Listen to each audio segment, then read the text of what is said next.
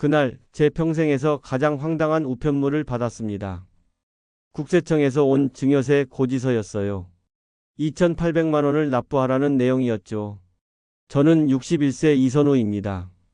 공무원으로 37년 일했어요. 평생 규칙을 지키며 살아왔습니다. 원칙을 어기는 일은 상상도 못했죠. 하지만 가족 간 돈 거래에 대해서는 별다른 생각이 없었어요. 가족끼리야 당연한 일이라고 여겼거든요. 그 일은 3개월 전에 일어났습니다. 87세 어머니가 갑자기 치매 판정을 받으셨어요.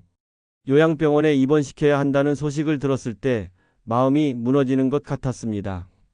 그날 저녁 형제들이 모였어요. 병원비를 나눠서 부담하기로 했습니다.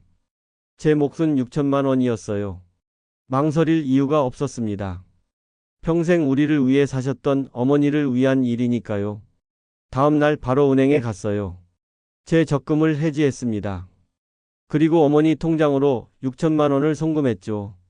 가족이니까 문제 없을 거라고 생각했어요. 그런데 그게 아니었습니다. 3개월 후 받은 그 고지서를 보는 순간 눈앞이 캄캄해졌어요. 어머니 병원비를 낸 게 증여라니요.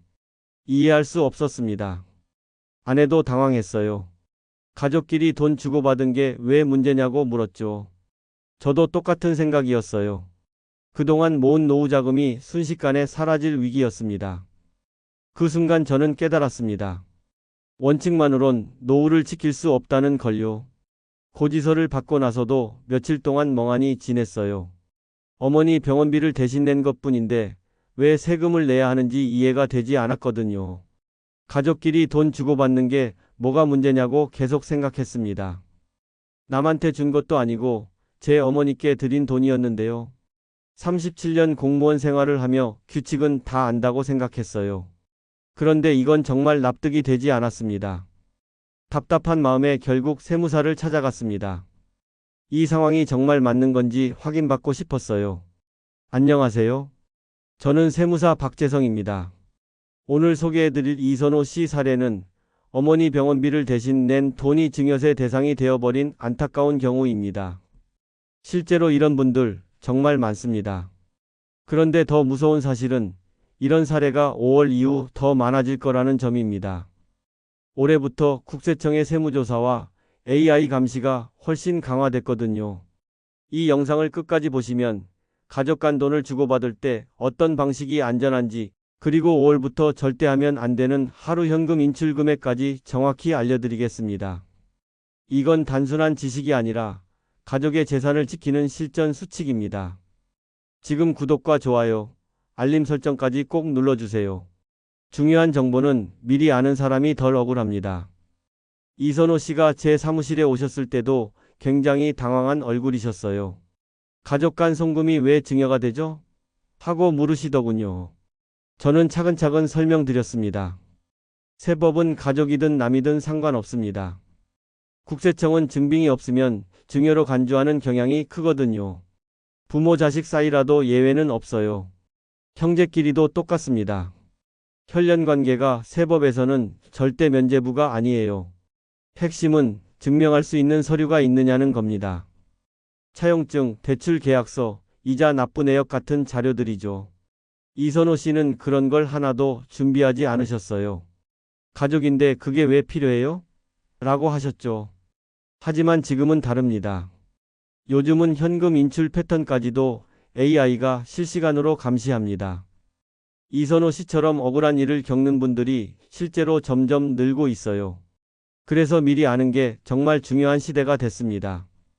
며칠 후 이선호 씨가 다시 제 사무실로 찾아오셨어요. 얼굴에 당황스러운 표정이 역력했습니다. 지난번 상담 후 가족 간 송금이 위험하다는 제 설명을 듣고 현금으로 거래하기로 했다고 하셨어요.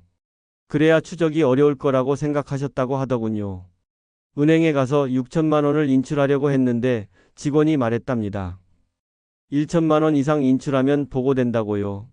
그래서 이선호 씨는 999만 원씩 나눠서 인출했다고 했습니다. 월요일에 999만 원, 화요일에 999만 원, 수요일에 999만 원 이런 식으로 말이에요. 총 6일에 걸쳐서 6천만 원을 모두 인출했다고 하셨어요. 이선호 씨는 정말 완벽한 계획이라고 믿었다고 하시더군요. 그런데 3주 후에 세무조사 통지서를 받았다는 겁니다. 현금으로 했는데도 걸렸다며 정말 당황하고 계셨어요. 저는 그 순간 알았습니다. 전형적인 스미핑 사례라는 걸요. 스미핑이란 구조와 거래를 뜻합니다. 신고 기준을 의도적으로 피하기 위해 금액을 나누는 행위예요. 999만 원씩 연속으로 인출하는 패턴이 바로 스미핑입니다. 국세청은 이런 반복 패턴을 AI 시스템으로 실시간 감시해요. AI는 날짜별 인출 금액, 시간 간격, 계좌 잔액 변화까지 종합적으로 분석합니다. 연속된 날짜에 비슷한 금액을 인출하면 자동으로 의심 거래로 분류돼요. 5월부터는 기준이 더 강화됐습니다. 500만 원 이상도 감시 대상이 됐어요. 이처럼 조심하려는 마음이 오히려 세무조사로 이어지는 시대입니다. 이선호 씨 사례를 보면서 정말 안타까웠습니다. 미리 준비했다면 충분히 피할 수 있었던 문제였거든요. 그래서 저는 시청자분들에게 꼭 알려드리고 싶은 3가지 원칙을 말씀드리려 해요. 첫 번째는 반드시 차용증을 작성하는 것입니다. 가족이라도 예외는 없어요. 차용증에는 정확한 금액과 이자율이 명시되어야 합니다. 상환 계획도 구체적으로 적어야 해요. 언제까지 얼마씩 갚을 건지 명확하게 말이에요. 자필 서명은 필수고요. 공증까지 받을 수 있다면 국세청이 대출로 인정할 가능성이 훨씬 높아집니다. 두 번째는 실제 거래 흐름을 만드는 것이에요. 차용증만 있다고 끝이 아닙니다. 정해진 날짜에 이자를 보내야 해요. 원금 상환도 계획대로 실행해야 합니다. 이체할 때마다 꼭 메모를 남기세요. 이자 지급이나 원금 상환 같은 용도를 적어두는 겁니다. 만약 상환 계획이 바뀌면 그 사유를 명시한 약정서를 추가로 작성하는 것이 좋아요. 국세청은 이런 흐름을 보고 진짜 대출로 판단하는 경우가 많습니다. 세 번째는 증빙 자료를 체계적으로 보관하는 것입니다. 통장 거래 내역은 기본이고요. 문자 메시지나 카카오톡 대화도 중요한 증거예요. 때로는 문자 한 줄이 결정적 증거가 되는 경우도 있습니다. 공증 서류나 변경 합의서도 모두 보관해야 해요. 이선호 씨도 이런 준비만 했더라면 2,800만 원이라는 엄청난 세금을 피할 수 있었을 텐데 정말 안타까운 일이었습니다. 이선호 씨와 비슷한 사례로 박영민 씨가 생각나네요. 50대 중반분이셨는데 정말 억울해 하셨어요. 박영민 씨의 73세 어머니가 갑자기 쓰러져서 입원하게 됐어요. 병원비가 4천만 원이나 필요했습니다. 급한 마음에 박영민 씨는 매일 은행에 가서 1천만 원씩 현금을 인출했어요. 4일 동안 말이죠. 그리고 그 돈을 바로 어머니 통장에 입금했습니다.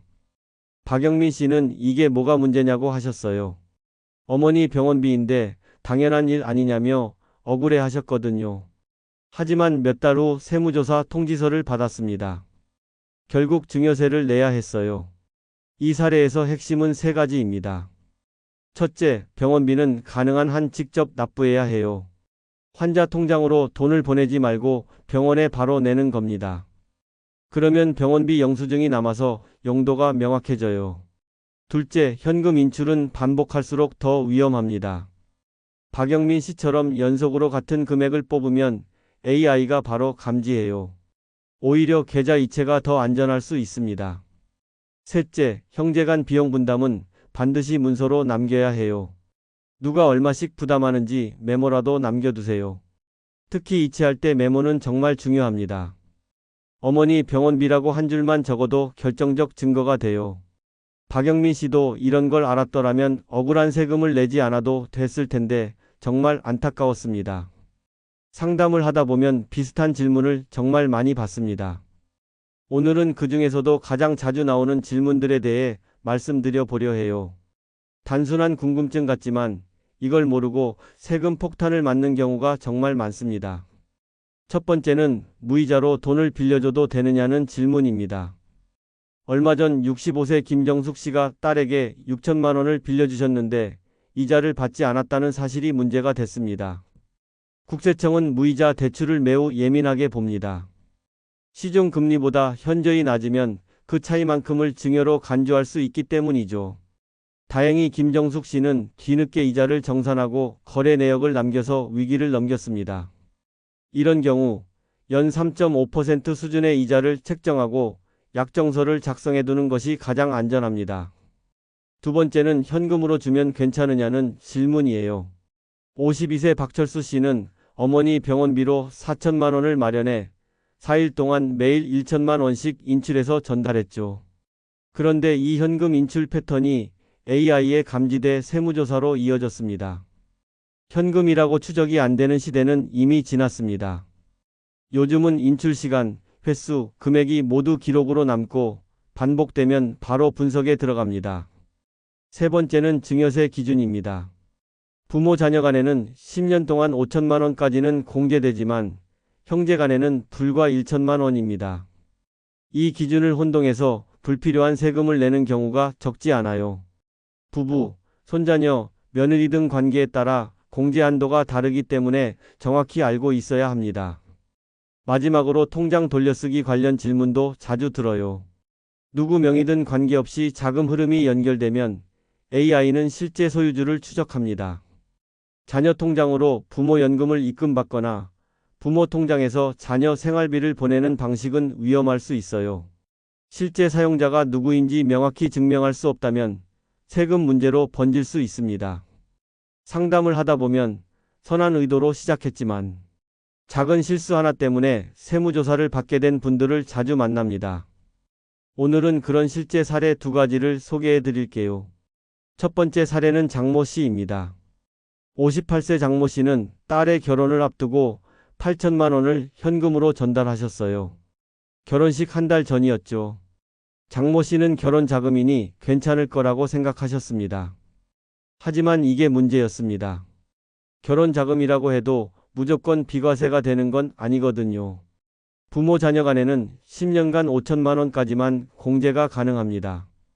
장모 씨는 3천만 원 초과분에 대해 증여세가 부과됐고 신고를 하지 않아 가산세까지 추가로 냈습니다. 결국 총 1,200만 원 가까운 세금을 납부하게 됐죠. 미리 증여 신고를 하거나 차용증을 작성해 대출로 처리했다면 피할 수 있던 일이었습니다. 두 번째는 김경호 씨 사례입니다.